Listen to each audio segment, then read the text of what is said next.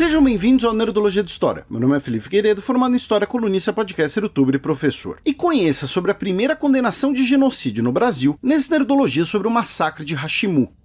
Desde as últimas décadas do século XX, o assassinato de pessoas integrantes de povos indígenas no Brasil é cada vez mais conectado à exploração de madeira e metais preciosos em terras indígenas demarcadas, especialmente na região norte, como no massacre de Hashimu, evento tema do Nerdologia Criminosos desse mês. Os Yanomami são um povo indígena que vive na floresta amazônica, na região de fronteira entre Brasil e Venezuela. A população é estimada em cerca de 35 mil pessoas, com aproximadamente 2/3 vivendo no lado brasileiro da fronteira, nos estados de Roraima e Amazonas. Parte da população Yanomami vive isolada de contato com não indígenas, algo que é parcialmente explicado pelas características geográficas da região onde vivem, com relevo montanhoso e floresta densa. Esse isolamento também é atestado pela falta de afinidade genética ou linguística com populações indígenas vizinhas, sendo provável a hipótese de que eles vivem isolados há pelo menos mais de 700 anos. A economia Yanomami é estruturada em torno da caça, da pesca e principalmente da agricultura. Os Yanomami possuem grande conhecimento botânico e utilizam diversas plantas como alimentos, remédios e materiais para a construção de casas e elaboração de artefatos. Como o solo amazônico não é fértil, eles desenvolveram técnicas de agricultura que renovam pequenas roças a cada 2 anos aproximadamente. As comunidades Yanomami funcionam a partir do consenso, com o coletivismo sendo parte essencial de sua cultura. Essas comunidades são formadas por casas retangulares ou casas coletivas, chamadas de chapono, e cada aldeia é uma entidade autônoma, mantendo matrimônios internos à comunidade sempre que possível. Aldeias, entretanto, mantêm uma rede de relações com trocas econômicas, matrimoniais ou cerimoniais, considerando-se aliados, especialmente em relação a ameaças exteriores. Esse contraste entre os Yanomami e o mundo exterior é a origem do próprio nome Yanomami, a partir da palavra que significa seres humanos nas línguas Yanomami, em contraste com animais ou inimigos, termo associado aos homens não indígenas em suas terras. Yanomami se tornou um etnônimo cunhado por antropólogos na década de 1970. A palavra pode ser grafada tanto com a letra I com acento circunflexo, como registrado no vocabulário oficial da língua portuguesa, quanto com Y e sem acento, como registrado na Fundação Nacional dos Povos Indígenas.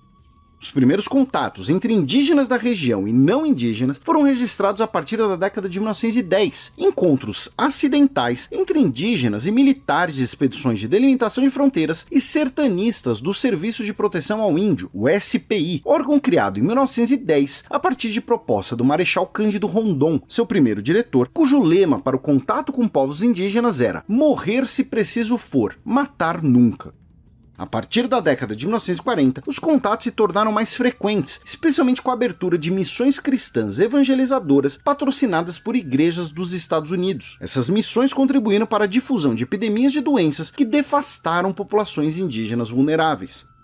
A partir da década de 1950, foram estabelecidos postos do SPI para o fornecimento de assistência sanitária, embora por vezes os postos também tenham sido difusores de doenças. Na década de 1960, políticas desenvolvimentistas em relação à Amazônia foram intensificadas, especialmente a partir do Programa de Integração Nacional de 1970, durante a ditadura militar.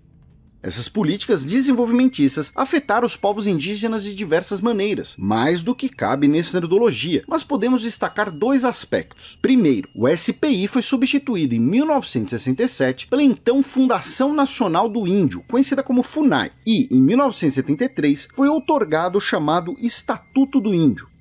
Com isso, começaram os primeiros estudos para a eventual demarcação de terras Yanomami, processo que começou em 1985 e foi concretizado em 1992, que hoje tem cerca de 96 mil km². O segundo aspecto consequente das políticas desenvolvimentistas foi a expansão da exploração econômica da região e de obras de infraestrutura. Em 1973, foi inaugurado um trecho da Estrada Perimetral Norte, a BR-210, passando por regiões de diversos povos indígenas ainda não contatados. Em 1978, foi criado um programa de colonização, e na mesma época, o projeto Radan detectou a existência de jazidas minerais na região de Roraima. Essas descobertas tiveram grande publicidade, e em 1987, ocorreu uma corrida ao ouro na região.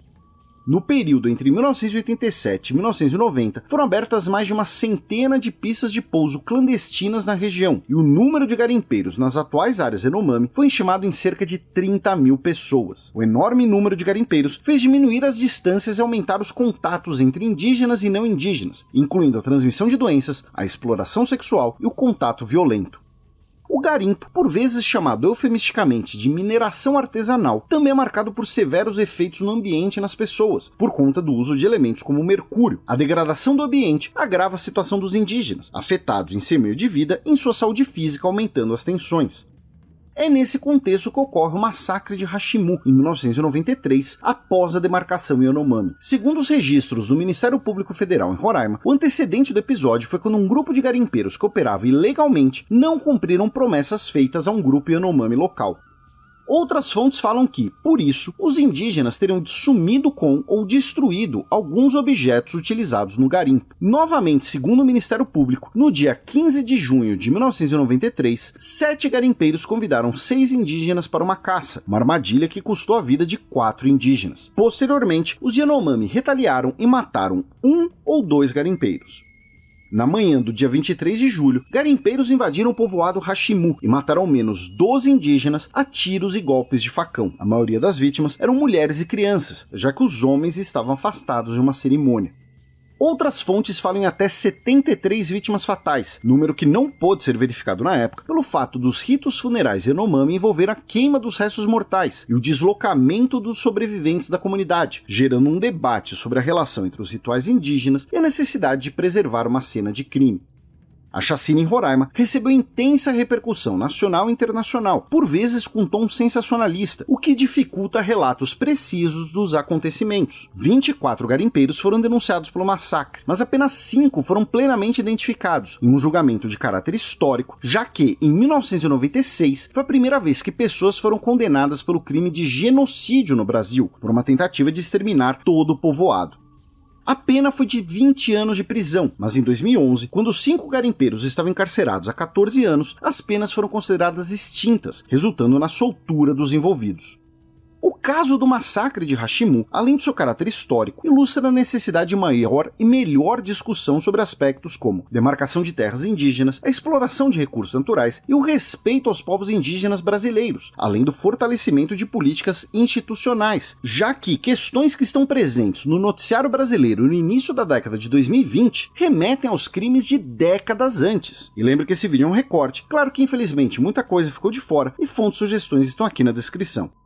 Nos comentários do Nerdologia sobre a Guerra Hispano-Americana de 1898, perguntaram sobre a relação entre o domínio dos Estados Unidos sobre Cuba e a Revolução Cubana de 1959. Seria necessário um Nerdologia específico sobre isso, mas a relação é direta. A Revolução Cubana de 1959 começou como uma revolução anticolonialista contra a influência e a presença dos Estados Unidos em Cuba, por uma independência completa da ilha. Também pediram um Nerdologia sobre a história de Okinawa, e lembramos que já fizemos um por aqui. Não se esqueçam de curtir e compartilhar o vídeo. Ative as notificações do nosso canal para conhecer mais sobre a história do Brasil e até a próxima!